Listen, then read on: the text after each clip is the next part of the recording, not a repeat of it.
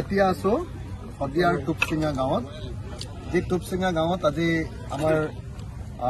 ৰাজীৱ হদিয়াৰ মোৰ ভাই ৰাজীৱ হদিয়াৰ আদ্যশ্ৰাদ্ধ ৰাজহুৱা আদ্যশ্ৰাদ্ধ মানুহবিলাকে ৰাতিপুৱা 7 বজাৰ পৰা ভাত বনোৱা আৰম্ভ কৰিছিলে এতিয়া সন্ধিয়া 7 বাজিছে এতিয়া পৰ্যন্ত ভাত বনাই আছে আৰু চাগে 9টামান বজালৈকে বনাই থাকিব লাগিব আজি লাখ লাখ মানুহে এনেকৈ আহিছে আৰু মানুহে আহি স্বতঃস্ফূৰ্তভাৱে খুব সুন্দৰ ব্যৱস্থাপনাৰ মাজত খুব সুন্দৰভাৱে মানুহে ইয়াতে ভাত পানী খাবলৈ পাইছে সকলোৱে প্ৰসাদো পাইছে ইমান ধুনীয়া সিস্টেমেৰে সৈতে শদিয়াৰ মানুহে মানুহক আপ্যায়ন কৰিছে নহয় আজি সঁচাকে এইটো বৰ শলাগ ল'বলগীয়া ঘটনা তো বোধহয় অসমৰ ইতিহাসত চৰকাৰৰ পৰা সহযোগ নোহোৱাকৈ কেৱল আৰু কেৱল মানুহৰ সহযোগিতাত মানুহৰ উদ্যোগত সাধাৰণ মানুহৰ প্ৰজাৰ উদ্যোগত তৈয়াৰ হোৱা আটাইতকৈ ডাঙৰ অনুষ্ঠানটোৱে বোধহয় এইটোৱে হ'ব আমি জানো যে বহুতে কয় যে সাহিত্য সভাত বহুত মানুহ হয় কিন্তু তাতো চৰকাৰৰ টকা লয় শংকৰ সংঘত বহুত মানুহ হয় কিন্তু চৰকাৰৰ টকা লয় কিন্তু আমি দেখিছো যে আজি চৰকাৰৰ এটা টকা নোলোৱাকে ৰাইজৰ সহযোগিতাত লাখ লাখ মানুহে ইয়াতে ভাত খালে ইয়াতে সকলোৱে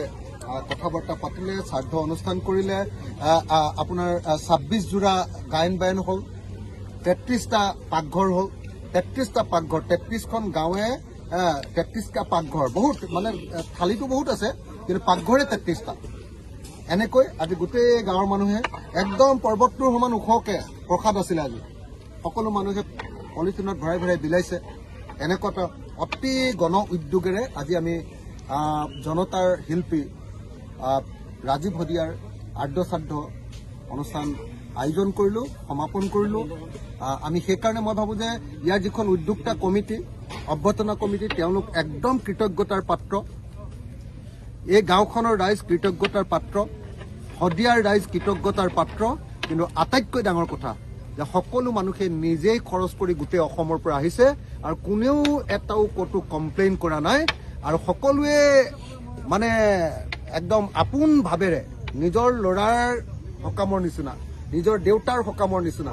ঠিক তেনেকৈ আজি এই ৰাজহুৱা আদ্যশ্ৰাদ্ধটো আয়োজন কৰিলে মই শেষত ৰাতি একদম শেষ ৰাতি আমি সকলোৱে এটা শ্লোগান দিলে বেয়া পাব নেকি জয় আই অসম জয় আই অসম জয় আই অসম ৰাজীৱ হদিয়া অমৰ হওক ৰাজীৱ হদিয়া অমৰ হওক ৰাজীৱ হদিয়া অমৰ হওক ৰাজীৱ হদিয়া অমৰ হওক অসমীয়া জাতি অমৰ হওক অসমীয়া জাতি অমৰ হওক অসমীয়া জাতি অমৰ হওক